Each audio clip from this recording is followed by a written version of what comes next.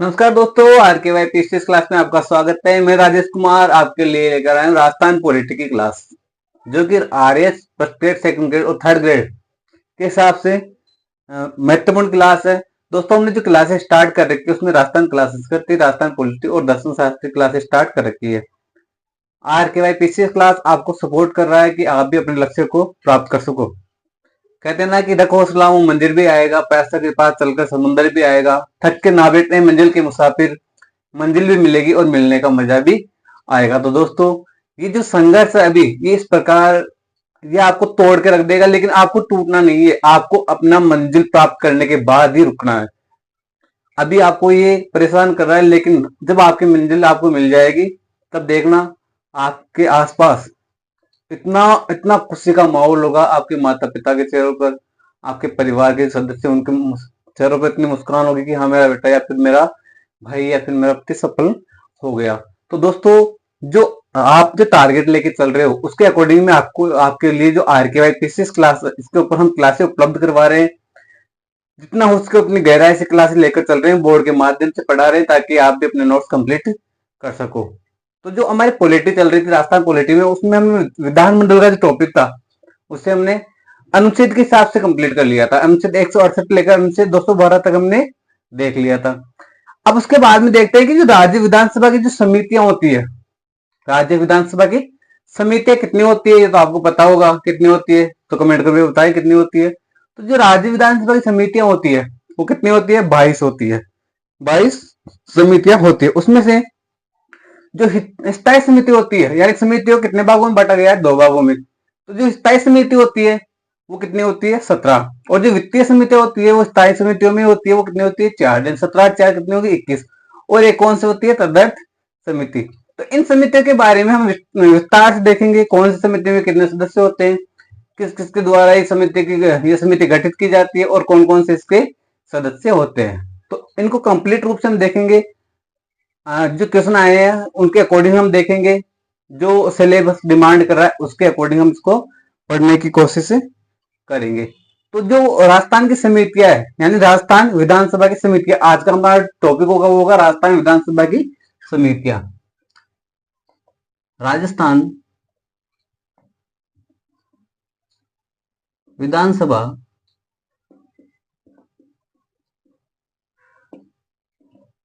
राजस्थान विधानसभा की समितियां।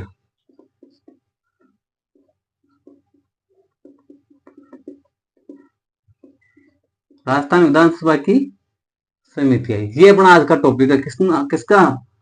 राजस्थान विधानसभा की समितियां। किसके अंतर्गत? राजस्थान पॉलिटी के अंतर्गत। तो राजस्थान विधानसभा में कितनी समितियां होती है? तो राजस्थान विधानसभा का जो समितियों का होती है वो कितनी होती है? 22 समितियां होती है। कितनी होती है?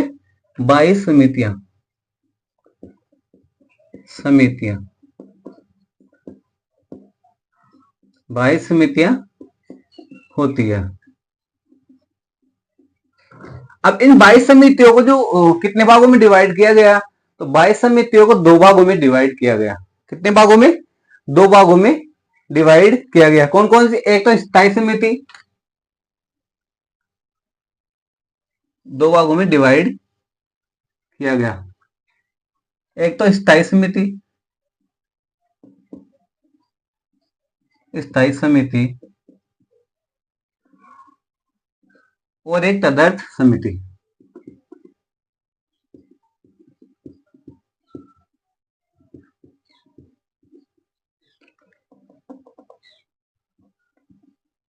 तदर्थ समिति। स्थायी समिति कितनी होती है? ये होती है 17। और इसी के अंतर्गत स्थायी समिति और दूसरी कौन सी? वित्तीय समितियां। वो कितनी होती है? 4 होती है। यानी इसी के अंतर्गत होती है, किसी स्थायी समिति के अंतर्गत वित्तीय समितियां। वित्तीय समिति कितनी होती है? 4 होती है। 17 4 कितनी हो गई? 21 हो गई।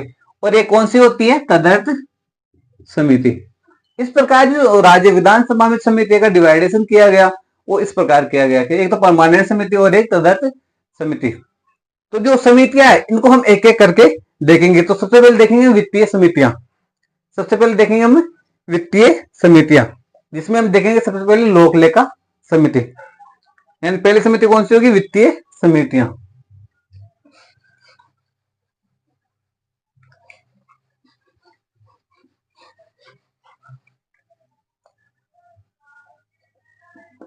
वित्तीय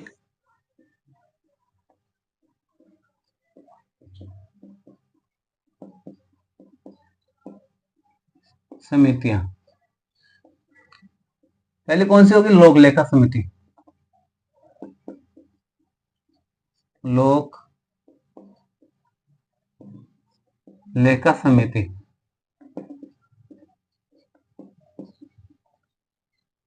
लोक लेखा समिति ये वित्तीय समितियों के अंतर्गत आती है। कौन सी? लोक लेखा समिति। अब लोक लेखा समिति में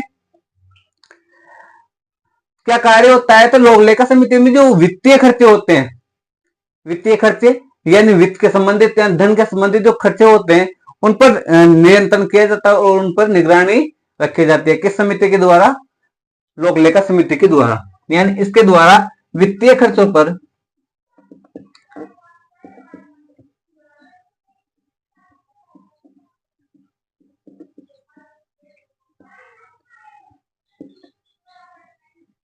वित्तीय खर्चों पर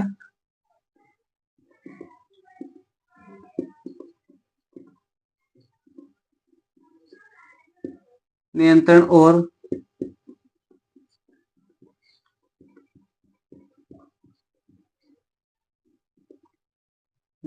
निगरानी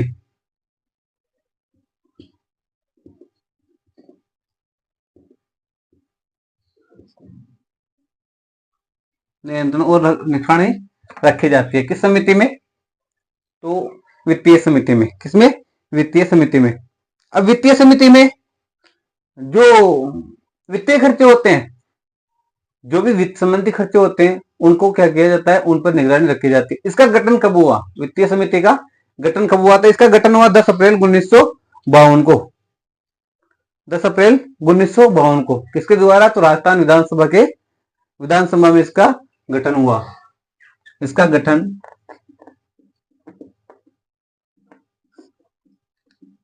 10 अप्रैल 1952 को राजस्थान विधानसभा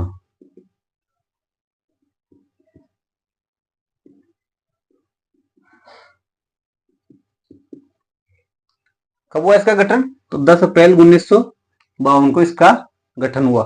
किसका? लोक लेखा समिति का गठन हुआ। इसमें कुल 15 सदस्य होते हैं। कितने सदस्य होते हैं इसमें? 15 सदस्य।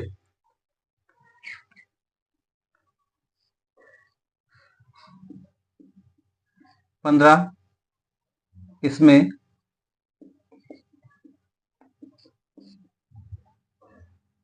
कुल 15 सदस्य होते हैं।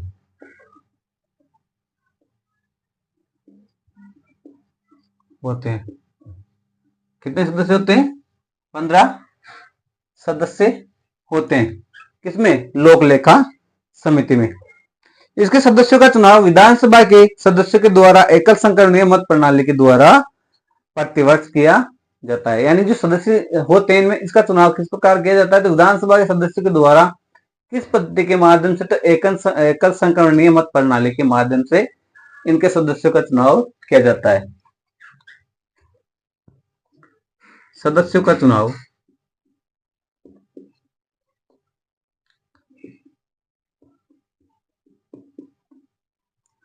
एकल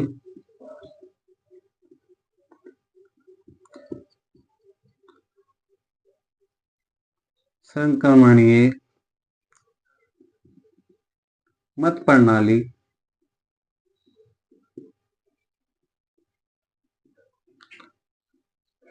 के माध्यम से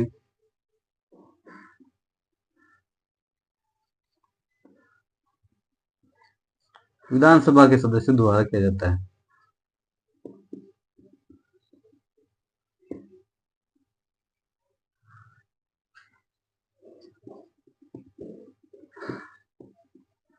सदस्यों द्वारा किया जाता है।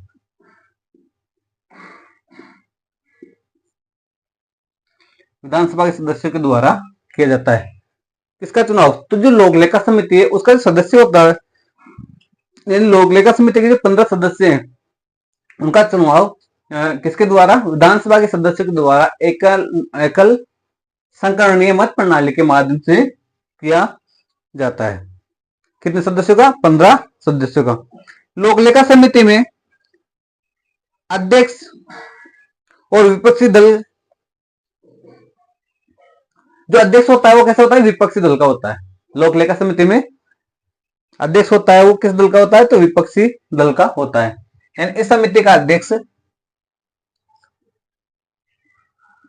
इसका यानी लोक लेखा समिति का इसका अध्यक्ष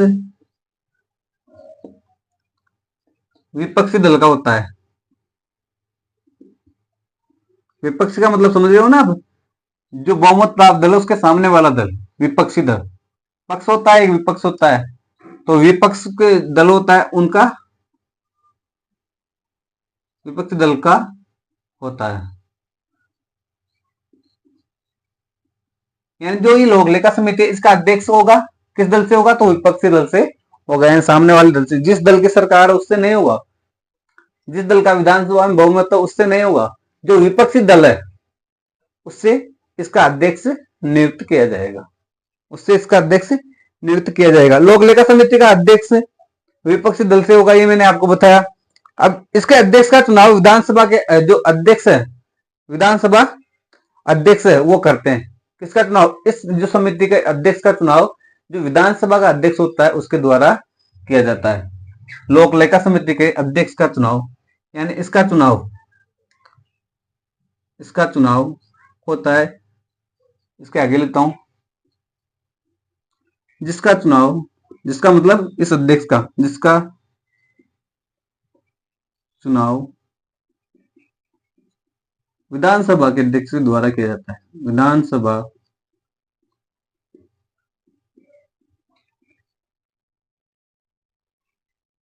अध्यक्ष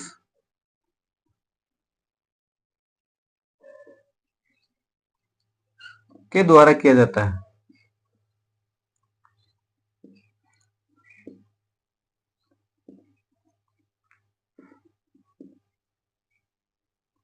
यानी इसका अध्यक्ष, लोक लेखा समिति का अध्यक्ष विपक्षी दल का होता है, जिसका चुनाव विधानसभा के अध्यक्ष के द्वारा किया जाता है। विधानसभा के अध्यक्ष के द्वारा किया जाता है। और क्या है लोक लेखा समिति में? तो लोक लेखा समिति में इस समिति का जो कार्यकाल होता है वो कितना होता है? तो 1 वर्ष होता है। यानी मैंने बताया ना, इसके सदस्यों का चुनाव प्रतिवर्ष होता है। इसके सदस्य का चुनाव विधानसभा के द्वारा किया जाता है प्रति वर्ष। यानी इसका कार्यकाल कितना होता है? 1 वर्ष होता है। किसका? लोक लेखा समिति का।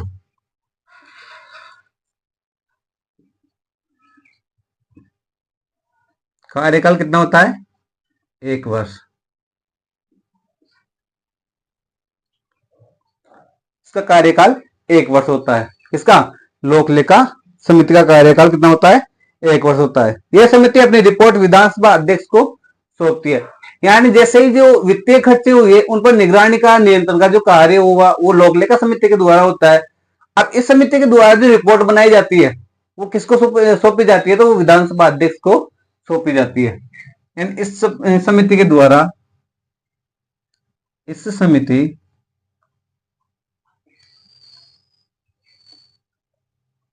समिति के द्वारा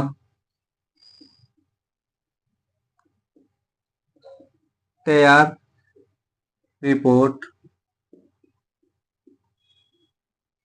को विधानसभा अध्यक्ष को सौंपते हैं।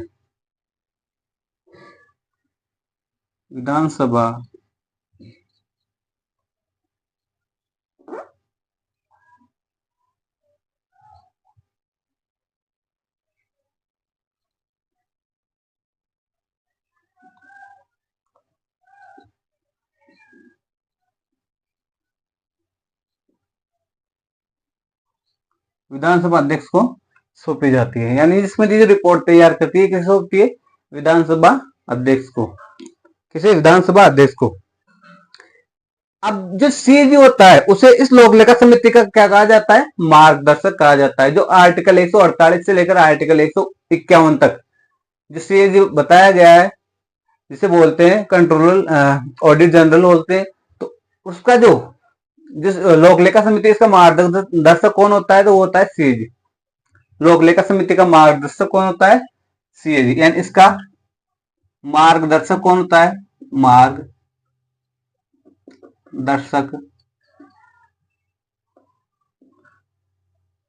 सीएजी होता है, सीएजी होता है। किस समिति का, लोक लेखा समिति का मार्गदर्शक कौन होता है, सीएजी होता है।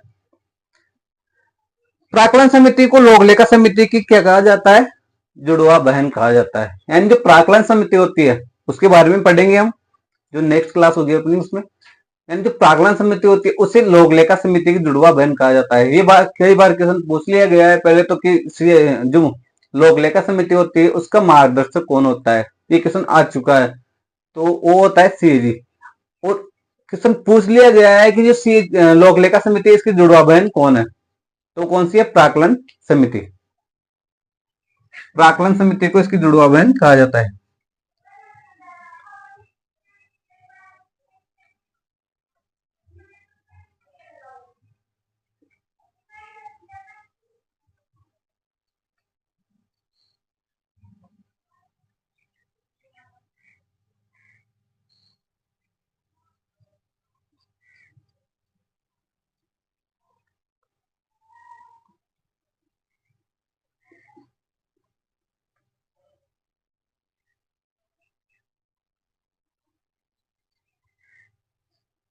कहा